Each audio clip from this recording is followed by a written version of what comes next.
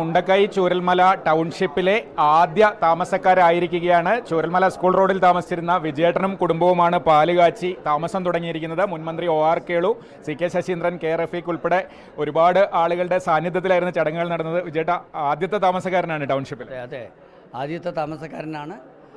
വളരെ സന്തോഷമുണ്ട്.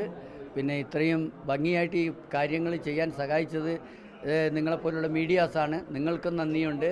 പിന്നെ ഇതിനൊരു സാഹചര്യം ഒരുക്കി തന്നത്, അത് പറയാതെ നമുക്ക് പോകാതെ പറ്റില്ല, മുൻപോട്ട് പോകാൻ പറ്റില്ല.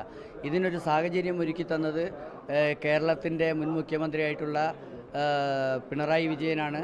ആ പിണറായി വിജയൻ്റെ ഒരു നിർദ്ദേശപ്രകാരമാണ് മുട്ടിൽ WMO കോളേജിൽ വെച്ചിട്ട് മുണ്ടക്കൈ ചൂരൽമല ദുരന്തബാധിതരെ വിളിച്ചു ചേർത്തുകൊണ്ട് നിങ്ങൾ എങ്ങനെ താമസിക്കണം എന്ന് ആവശ്യപ്പെടുന്നത് അവിടെ വെച്ചാണ്. അന്ന് ആ യോഗത്തിൽ പങ്കെടുത്തത്, മുഖ്യമന്ത്രിക്ക് വേണ്ടി പങ്കെടുത്തത് അന്നത്തെ ചീഫ് സെക്രട്ടറി ആയിരുന്നു.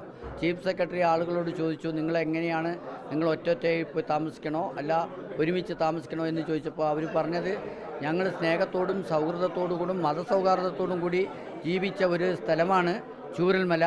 ഞങ്ങൾക്ക് അവിടെ താമസിച്ചതുപോലെ തന്നെ താമസിക്കാനുള്ളൊരു സാഹചര്യം ഉണ്ടാക്കിത്തരണം എന്ന് പറഞ്ഞതിൻ്റെ അടിസ്ഥാനത്തിലാണ് ഈ ടൗൺഷിപ്പ് എന്നൊരാശയം സർക്കാരിലേക്ക് എത്തുന്നത്.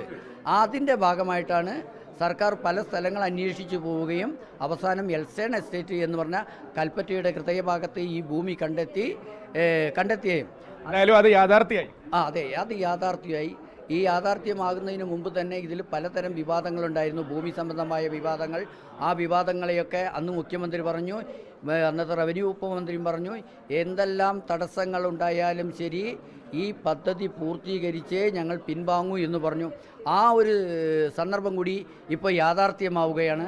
അതിന് അത്രയ്ക്ക് ഒരു നിശ്ചയദാർഢ്യത്തോടു കൂടി ആ കാര്യങ്ങൾ പറയാൻ കഴിഞ്ഞ അന്നത്തെ മുഖ്യമന്ത്രിക്കും അന്നത്തെ റവന്യൂ മന്ത്രിക്കും ഞങ്ങളുടെ ഹൃദയം നിറഞ്ഞ നന്ദി രേഖപ്പെടുത്തുകയാണ്. ചേച്ചി, എന്തായാലും ഒരുപാട് സങ്കടങ്ങളിലൂടെയൊക്കെ നമ്മൾ കടന്നുപോയി. ഇപ്പം ഇന്ന് വീട്ടിൽ പാല് കാച്ചി കയറുകയാണ്. എന്താ ഒരു തോന്നുന്നതെന്ന് പറഞ്ഞാൽ എന്താ പറയുക, മനസ്സ് നിറഞ്ഞ സന്തോഷം, മനസ്സ് നിറഞ്ഞ് കവിയുന്നൊരു സന്തോഷം. അത്രയാണ്. അത്രയും നിറഞ്ഞു കവിയുന്ന ജനങ്ങളുടെ സാന്നിധ്യത്തിലാണ് ഈ ഒരു ചടങ്ങ് നടന്നത്. ഇനിയിപ്പോൾ എല്ലാവർക്കും ഒന്നിച്ച് പഴയ അയൽക്കാരെ ഒക്കെ ഇതിൻ്റെ ഉള്ളിൽ കിട്ടുമല്ലോ. തീർച്ചയായിട്ടും അവരെ ഉടനെ തന്നെ അവർ ഓരോരുത്തരായിട്ട് വന്ന് കൂടട്ടെ എന്നാണ് ആഗ്രഹം. വലിയ സന്തോഷത്തിൻ്റെ ഒരു മുഹൂർത്തമാണ് വിജയേട്ടനെയും കുടുംബത്തിനെയും സംബന്ധിച്ച്. അതുപോലെ ഈ ദുരന്തത്തിന് സാക്ഷിയായ ഒപ്പം സഞ്ചരിച്ച ആളുകളെയൊക്കെ സംബന്ധിച്ച് വളരെ സന്തോഷകരമായ ഒരു നിമിഷം. ടൗൺഷിപ്പിലെ ആദ്യ താമസക്കാരായി വിജയേട്ടനും കുടുംബവും മാറിയിരിക്കുന്നു. ജസ്റ്റിൻ മാത്യുവിനൊപ്പം കമൽ, മാതൃഭൂമി ന്യൂസ്, വയനാട്.